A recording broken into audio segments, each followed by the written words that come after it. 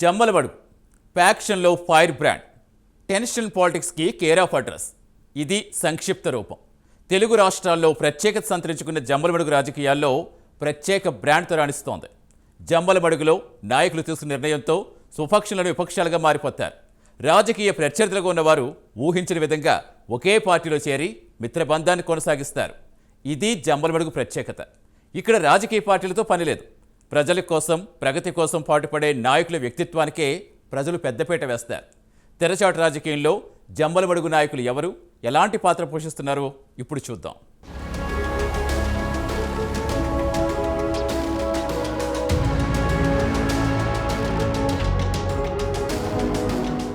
జమ్మలమడుగు రాజకీయాల్లో ప్రత్యేకతను సంతరించుకున్న ప్రాంతం.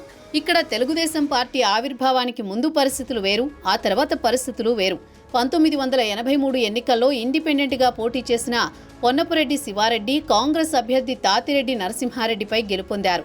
1985 నాటికి టీడీపీలో చేరిన పొన్నపురెడ్డి శివారెడ్డి 1985-89 ఎన్నికల్లో టీడీపీ నుంచి జమ్మలమడుగులో విజయం సాధించారు. ఆ తర్వాత 1994 ఎన్నికల్లో పొన్నపురెడ్డి శివారెడ్డి తనయుడు పొన్నపురెడ్డి రామసుబ్బారెడ్డి టీడీపీ అభ్యర్థిగా విజయం సాధించారు. 1999 ఎన్నికల్లో సిహెచ్ ఆదినారాయణ రెడ్డి జమ్మలమడుగు రాజకీయాల్లోకి ఎంట్రీ ఇచ్చారు. 1999 ఎన్నికల్లో ఆదినారాయణ రెడ్డి కాంగ్రెస్ అభ్యర్థిగా, రామసుబ్బారెడ్డి టీడీపీ అభ్యర్థిగా పోటీ చేశారు. విజయం మాత్రం రామసుబ్బారెడ్డినే వరించింది. దీంతో జమ్మలమడుగు తెలుగుదేశం పార్టీకి కంచుకోటగా మారింది.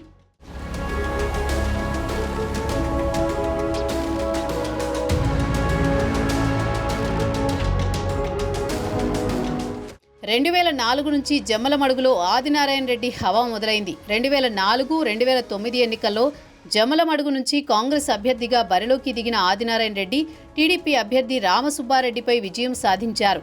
ఇక 2014 ఎన్నికల నాటికి వైసీపీలో చేరారు ఆదినారాయణ రెడ్డి. నాటి ఎన్నికల్లో వైసీపీ నుంచి పోటీ చేసి మరోసారి రామసుబ్బారెడ్డిపై విజయం సాధించారు.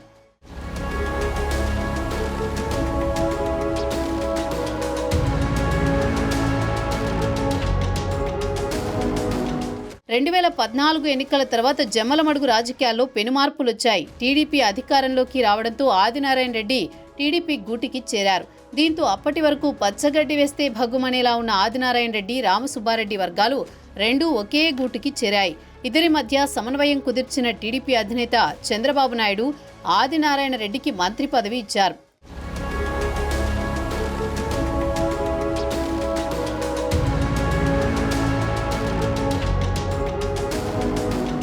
ఇక 2019 ఎన్నికల్లో రామసుబ్బారెడ్డిని జమ్మలమడుగు అసెంబ్లీ నుంచి, ఆదినారాయణ రెడ్డిని కడప ఎంపీ అభ్యర్థిగా టీడీపీ బరిలో నిలిపింది.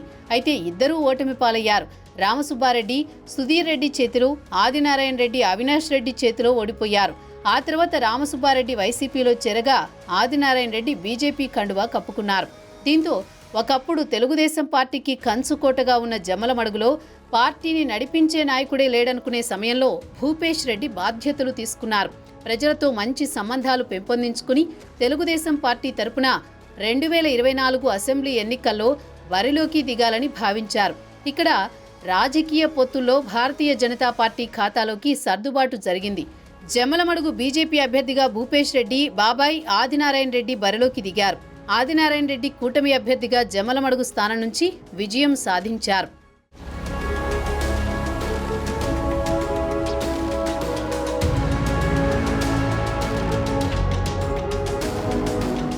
అసెంబ్లీ స్థానానికి పోటీ చేయాలనుకున్న భూపేష్ రెడ్డి కడప ఎంపీ స్థానానికి పోటీ చేసి వైఎస్ఆర్ కాంగ్రెస్ పార్టీ అభ్యర్థి అవినాష్ రెడ్డికి గట్టి పోటీనిచ్చారు. ఎన్నికల్లో ఎంపీ అభ్యర్థిగా భూపేష్ రెడ్డి పరాజయం పాలైనప్పటికీ ఎమ్మెల్యేగా గెలిచిన బాబాయ్ ఆదినారాయణ రెడ్డితో కలిసి ప్రజల్లో ప్రత్యేక అభిమానం చూరగొంటున్నారు.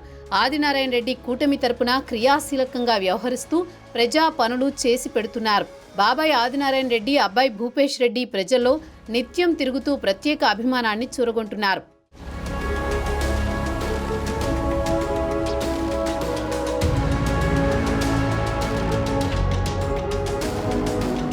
తెలుగుదేశం పార్టీ కోసం పాటుపడిన భూపేష్ రెడ్డికి నామినేటెడ్ పదవుల్లో ఏదో ఒకటి వరిస్తుందని భూపేష్ అనుచర గణం ఎదురు చూస్తోంది.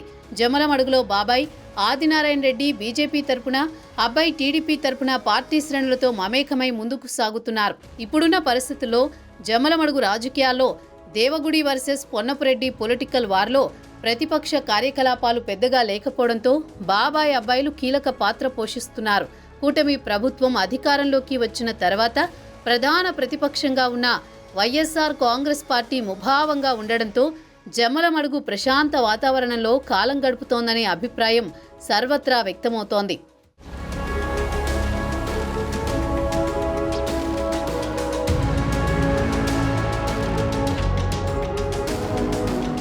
గెలిచినా ఓడినా నాయకుడు అక్కడి జనంతో టచ్లో ఉంటూ పాలిటిక్స్ నడుపుతుంటారు. కానీ మూలే సుధీర్ రెడ్డి డిటాచ్ కావడంతో కార్యకర్తలు అయోమయంలో పడ్డారు.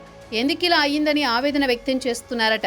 పార్టీ అధికారంలో ఉన్నప్పుడు ఎమ్మెల్యేగా ఉండి అధికారం పోయినప్పుడు కార్యకర్తలకు దూరంగా ఉండడంతో తలో అభిప్రాయం వ్యక్తమవుతోంది. 2019 ఎన్నికల్లో అప్పటి టీడీపీ అభ్యర్థిగా ఉన్న రామసుబ్బారెడ్డిపై పోటీ చేసి గెలిచారు సుధీర్ రెడ్డి. ఇప్పుడు అదే రామసుబ్బారెడ్డి జమ్మలమడుగు వైసీపీకి పెద్ద దిక్కుగా మారారు.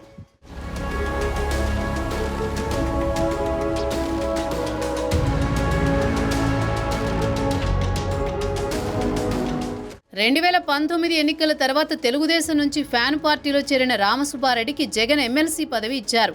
పార్టీలో కీలక బాధ్యతలు ఇచ్చారు. ఇప్పటికే వైసీపీ రాయలసీమ రీజనల్ కోఆర్డినేటర్ బాధ్యతలు చూస్తున్న రామసుబ్బారెడ్డి త్వరలో జమ్మలమడుగు బాధ్యతలు కూడా చూస్తారని సమాచారం. మాజీ ఎమ్మెల్యే సుధీర్ రెడ్డి మాత్రం రాజకీయాలకు స్వస్తి పలికే ఆలోచనలో ఉన్నట్టు ప్రచారం జరుగుతోంది.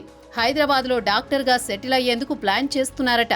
జమ్మలమడుగులో జగన్ పార్టీకి మళ్లీ పూర్వ వైభవం రావాలంటే పొన్నపురెడ్డి కుటుంబమే సరైందని, కరెక్ట్ పర్సన్కే బాధ్యతలు ఇచ్చారనే భావనలో జగన్ ఉన్నారని పార్టీ వర్గాలంటున్నాయి.